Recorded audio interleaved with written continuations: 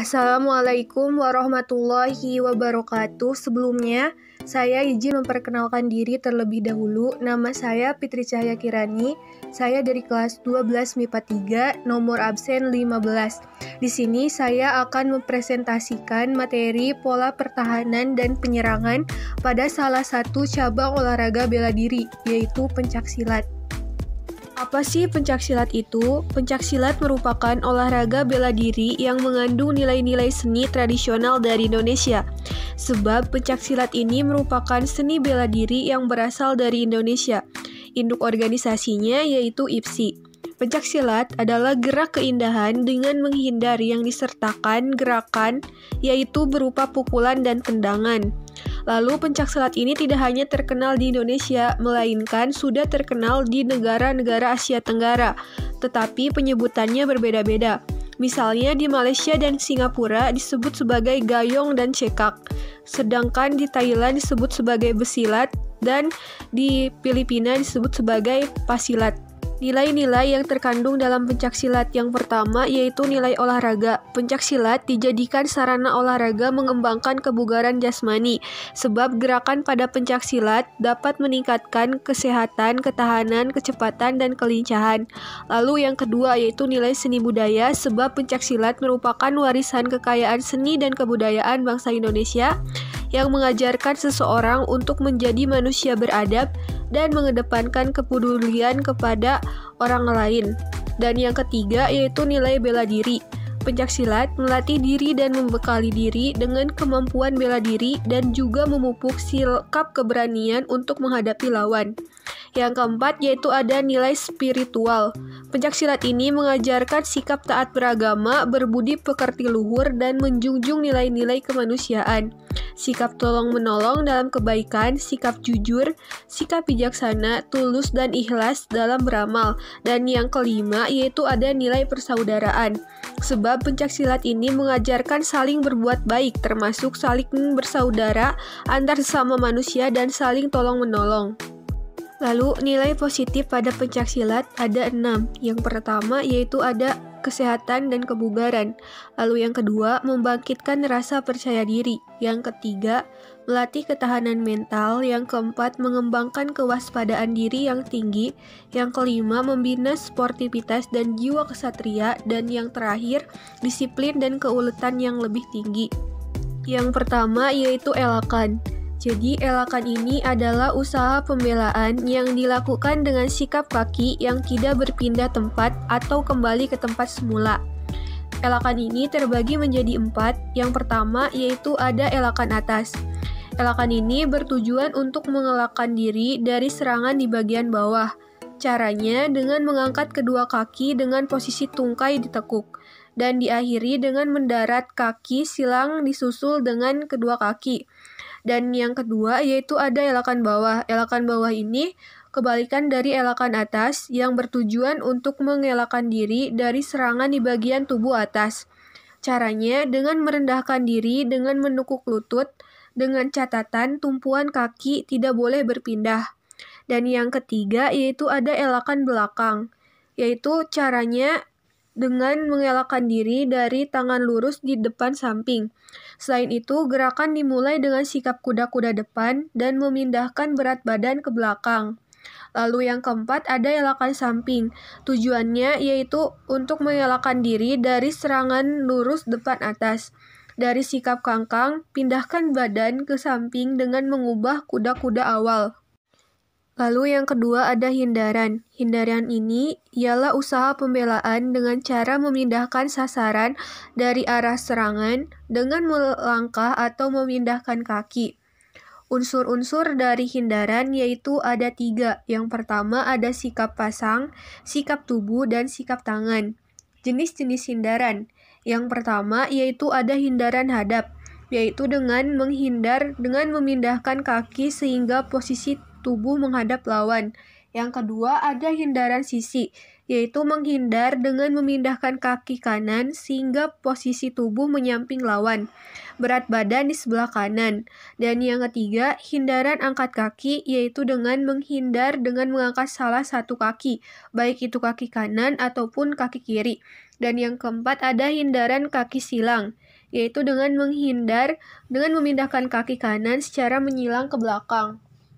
Lalu ada tangkapan. Tangkapan ialah usaha menggalakkan serangan lawan dengan cara menangkap salah satu komponen tubuh lawan, biasanya tendangan kaki lawan, untuk dilanjutkan dengan bantingan, jatuhan, dan kuncian.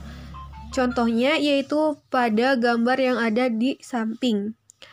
Dan yang ditangkapnya itu bukan tendangannya sih yang digambar tuh, melainkan bagian tangan yang ditangkapnya. Lalu yang kelima ada tangkisan. Tangkisan ini ialah usaha pembelaan yang dilakukan dengan cara mengadakan kontak langsung dengan alat serangan yang dilancarkan oleh lawan. Bisa berupa tangan ataupun tendangan, di mana tangkisan ini bertujuan untuk mengalihkan serangan dari rintasan dan membendung atau menahan serangan. Dan tangkisan ini terbagi menjadi 4 seperti yang ada pada gambar di samping. Ada tangkisan dalam, tangkisan luar, tangkisan atas, dan ada tangkisan bawah. Yang pertama yaitu ada tangkisan dalam. Tangkisan dalam ialah tangkisan yang pelaksanaannya dilakukan dari arah luar menuju dalam dengan sejajar bahu. Cara melakukannya yang pertama yaitu dengan melakukan sikap kuda-kuda tengah. Lalu yang kedua, siapkan kedua tangan di depan. Lalu yang ketiga, salah satu tangan ditarik sejajar dengan bahu dari depan keluar dalam. Dan yang terakhir, tubuh diposisikan dalam kondisi seimbang. Kesalahannya yaitu diantaranya kurang baiknya kuda-kuda, kurang kuat penarikan salah satu tangan, ketidaksiapan kedua tangan ketika di depan, dan kurang seimbang badan pemainnya.